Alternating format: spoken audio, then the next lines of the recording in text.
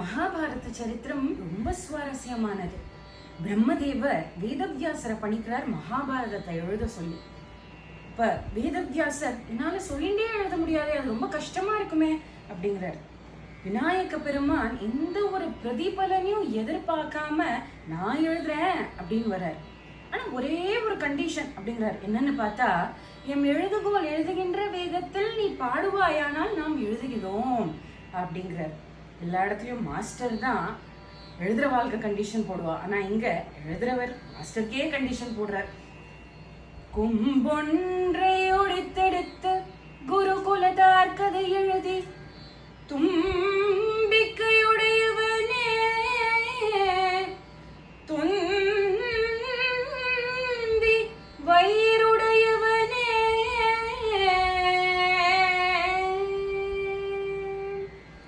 மகாபாரத சரித்திரத்துல இல்லாத விஷயமே கிடையாது. 4 வேதங்களுக்கு அப்புறமா 5வது வேதமா பஞ்சமோ வேத அப்படின்னு மகாபாரதத்தை தான் சொல்றோம். அப்பேற்பட்ட சரித்திரத்தை வேதவியாசர் 60 லட்ச கிரந்தங்களா பாடி முடிக்கிறார்.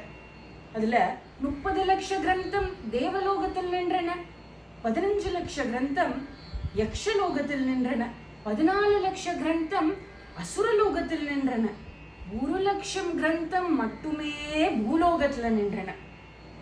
விநாயக பெருமான் எழுதுகின்ற வேகத்தை, தந்தத்தின் வேகத்தை குறைக்கிறதுக்காக பல முடிச்சுகள்லாம் போட்டு பாடுற. ஏன்னா அவரால் வேகமா சொல்ல முடியலையாம், அதனால கஷ்டமான வார்த்தைகள்லாம் போட்டு பாடுற.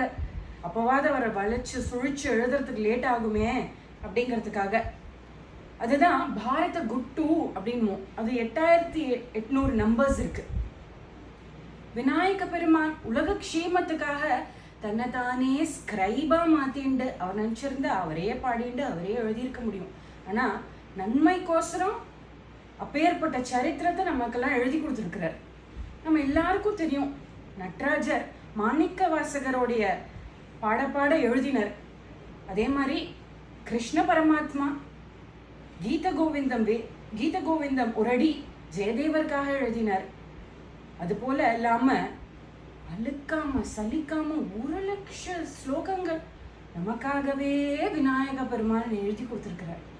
ஐங்கரன் இல்லாமல் ஆரும் தூணை இல்லை, அடைக்கலமே. இந்த விநாயக சதுர்த்தி நன்னாள்ல உலக க்ஷேமத்துக்காக வேண்டிண்டு ஒவ்வொருத்தருடைய விக்னங்கள் எல்லாம் நிவர்த்தி ஆகணும்னு பிரார்த்தனை பண்ணிப்போம். விக்ன விநாயக மூர்த்திக்கு ஜெய்.